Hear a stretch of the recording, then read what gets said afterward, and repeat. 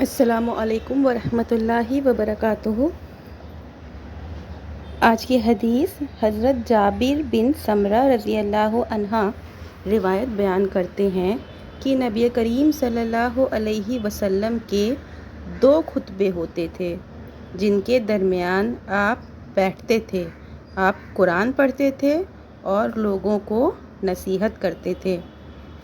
تو اس حدیث کے فوائد ہیں کہ جمعہ کے 2 خطبے ہوتے ہیں۔ نبی کریم صلی اللہ علیہ وسلم بشر تھے۔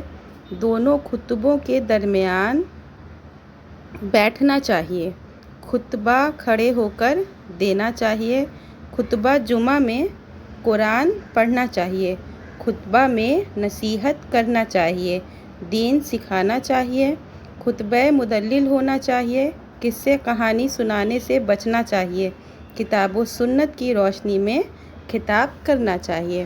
جو لوگ جمعہ کے دن مسجد میں نماز پڑھنے جاتے ہیں ان کو پتہ ہوگا کہ جمعہ کی نماز سے پہلے امام خطبہ دیتے ہیں اور ان کا خطبہ سننا چاہیے۔ تو اسی خطبے سے ریلیٹڈ کچھ چیزیں آج کی حدیث میں بیان کی ہوں۔